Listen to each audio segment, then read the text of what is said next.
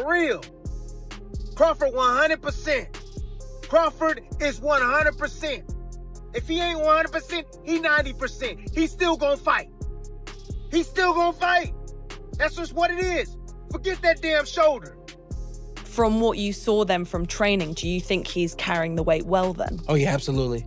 Absolutely. I saw it in his legs. I could see it in his arms and his shoulders. And it's distributed evenly. That's always one of the hardest things to do, is going up many weight classes to beat a naturally bigger guy. If he can do that, we're talking about he's one of the greats, you know? Terence Crawford's preparations for his showdown with Canelo Alvarez have come under scrutiny following unsettling reports of a lingering shoulder injury. According to Top Boxing News, rumors suggest Crawford may not be entering the ring at full health when he faces Canelo this Saturday. The speculation has fueled uncertainty among fans and analysts, who now wonder if the supposed injury could compromise his performance under the brightest lights.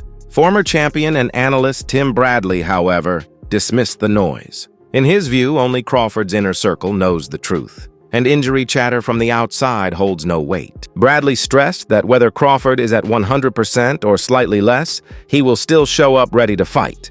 His remarks highlight Crawford's skill, mentality, and resilience, qualities Bradley believes will carry him through adversity.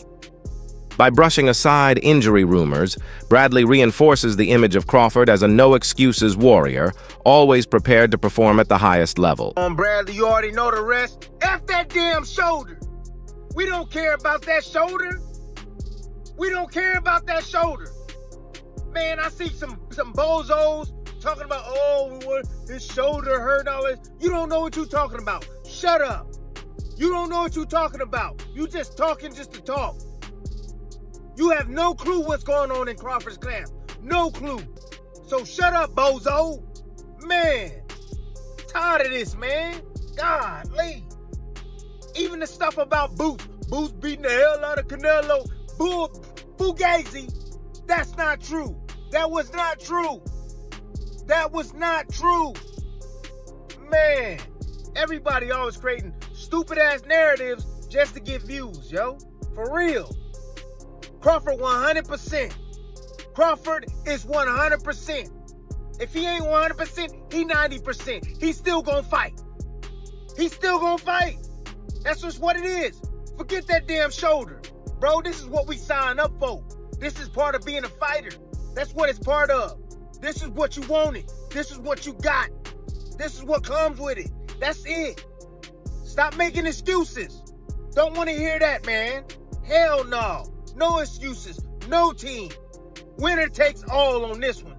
That's how that go. Winner takes all. We don't want to hear no damn excuses by anybody. I know I don't. Hell no. Canelo win fair and square. He win fair and square. That's just what it is. He's the better fighter. Period. If Crawford wins fair and square, he's the better fighter. That's what it is. Period. I don't want to hear nothing about no weight. I don't want to hear none of that. Nope. They the same damn weight. That's what they are. On fight night, they might be a different weight. Saudi advisor Turki Al-Sheikh, the driving force behind many of the kingdom's mega boxing events, shared his excitement about the historic clash. He called it the biggest fight yet, emphasizing not just the magnitude of the promotion, but the unprecedented global spotlight it commands. When asked about Crawford's leap in weight, Al-Sheikh expressed total confidence, insisting that both fighters will arrive fully prepared and in peak condition. His comments reflect the professional atmosphere being built around this super fight, with every detail designed to allow both Canelo Alvarez and Terence Crawford to compete at their best. For Al-Sheikh, the real story is about making history in front of a worldwide audience. It's been good. It's been good. And this is the biggest fight in the last 10 years. What do you make of Terence Crawford's shape? He posted that photo with the six-pack. How do you think he's handling the weight? This is the fight, the biggest fight for them, and they will be ready 100%, both of them. Thank you very much. Oscar De La Hoya, Hall of Famer and Golden Boy promoter, highlighted the daunting task Crawford faces. He pointed out that moving up to challenge Canelo is already a huge risk, made even greater by Crawford's year-long layoff. De La Hoya insisted that Crawford would need a near-perfect performance to offset Canelo's power and big fight experience. On the flip side, he predicted Canelo's game plan would be far simpler: absorb Crawford's shots, control the pace, and use his natural size and strength to dictate the fight. With decades of perspective, both as a champion and promoter, De La Hoya reminded fans that weight and ring activity often decide the outcome of boxing's biggest nights. Do you feel that Terence has a shot in beating Canelo Alvarez? When I watched Terence Crawford get rattled and rocked by Yorkis Gamboa, who's a natural 30-pounder, it's going to be a huge problem when he gets hit by Canelo, who's a natural 175. So he fights at 175. He's fighting these big monsters. Right. Yeah. He's not getting rattled at all. Right. No. Berlanga's a big kid. Right. Yeah. So it makes me think, I mean, how is Crawford going to keep him away for 12 rounds? Canelo's going to come at him hard. Right. But then again, I think about Crawford's abilities. Right. And his IQ and his footwork. Boy Anthony, Executive Club, getting a fresh haircut. But just want to talk about Canelo. Crawford is coming up this weekend and everybody's excited. Here in Vegas, the electricity is in the air. So look, even though these guys are combined almost 80 years old, it should be a good fight. And let me tell you why. Crawford is coming up 2 weight classes and he's coming off a year's layoff. So that's a huge advantage for Canelo. If Canelo forces his will on him, he'll probably be 190 pounds inside the ring on fight night. I give him a great shot in the 7th, 8th, 9th, 10th round to knock out Crawford. If he doesn't do that, then Crawford is going to box his ears off. It might be another Mayweather versus Canelo. Remember when Mayweather was just schooling him and making him look silly? That can happen again this Saturday. So everything has to be perfect for Crawford. He has to use his footwork.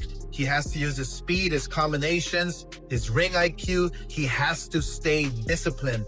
And Canelo, all he has to do is take Crawford's punches, but he cannot be comfortable inside the ring. At the pre-fight press conference, Crawford addressed the injury rumors head-on, but not with anger. Instead, he leaned into humor and sarcasm, joking about the supposed shoulder issue while smiling at reporters. The move showcased his trademark composure, refusing to let speculation rattle him or shift the narrative. By brushing off the doubts with confidence and wit, Crawford reminded fans of one of his greatest assets, his ability to stay mentally sharp under immense pressure. For a fighter who thrives on the biggest stages, his calm demeanor sends a clear message. Canelo will get no psychological advantage. Thank you. Hey, Terence, how are you? This is Chava Rodriguez from ESPN account. You know, to be involved in this kind of events has a lot of rumors, and you already know that everybody or many people saying that, I don't know if the left one, the right one, or both, but somebody says that you have some kind of problem in any one of your shoulders. Can you just clarify what is your position about those rumors? Yeah, my shoulder messed up, everyone. You know, so don't tell Canelo. Maybe the right, maybe the left, but it's both of them. I'm having problems with my shoulders. Shh, keep that under wraps. And finally, everybody say that Canelo is gonna be the favorite in the stadium with a lot of people supporting him. But what about Omaha? Do you feel many people from Omaha is coming to support you this weekend right here in the Allegiant Stadium? Former welterweight champion Shawn Porter, who knows Crawford firsthand from sharing the ring with him, gave a close assessment of his physical transformation. Having watched Crawford in training camp, Porter praised the way he has built muscle without losing sharpness. He noted visible improvements across Crawford's frame, from his legs to his chest and arms, arguing that the added size has been developed methodically, not recklessly. In Porter's eyes, Crawford has struck the right balance between power and agility, ensuring that he can carry speed while matching the physical presence of a natural super middleweight like Canelo. What do you think most people get wrong when they're thinking of putting on weight for fights? Most boxers don't lift weights. That's kind of the no-no in boxing. But as I like to say, when you're putting on weight, it has to be muscle. You can't put on fat. You can't put on, sluggish, nothing. So the best thing a fighter can do when he's trying to gain 10 pounds to fight at another weight class is hit the weights, up your protein and things of that nature. I saw the man eat. The man is eating brilliantly. You know, he's doing it all right. And that's what I meant when I said, you know, when he decided to take on this challenge and Canelo Alvarez, it takes a good 2 years to successfully put on 10 pounds, along with successfully putting on 10 pounds to get your body to acclimate to that weight, right? So when people talk about him being out of the ring for 13 months, they really have to also accept they have to understand that he's been working and training for everything that he needs to do on fight night against Canelo Alvarez. So you saw him in camp as he was building and putting that weight on, and you said that you think he's doing it right. From what you saw then from training, do you think he's carrying the weight well then? Oh yeah, absolutely. Absolutely. I saw it in his legs. I could see it in his arms and his shoulders, and it's distributed evenly. You'll get a lot of guys who are bottom heavy. You know, they don't have much on the top half. So once you get to the inside, they don't have a lot that they can do with you from this standpoint. I know a lot of people are concerned with Canelo Alvarez. Should he get in close? What's the strength situation going to be like? Well, Crawford's put on the right muscle mass in the chest area, in the ab region, and in the arms and things of that nature. I think he's going to be able to handle the strength just fine. The others say, like, no, that's 2 more weight classes. Like, once he gets touched by Canelo, it's going to be different. I am concerned about him absorbing a Canelo punch, especially through the course of 12 rounds. We do know this about Canelo. He's going to slow down, you know? So I think if anything, Canelo would try to start fast and bang on him and break him down before he gets later, and he's still got that kind of steam. But, you know, there's so many components that make a champion. There's so many components that make a great, a legend. It's just so much to go into. It's a conversation that lasts an hour easily when we talk about all of the components that Terence Crawford has, all of the components that Canelo have, and how we find how they even out and who trumps one another, you know what I mean? We tried to do that with Errol Spence and Terence Crawford, and we see how that panned out, you know what I mean? So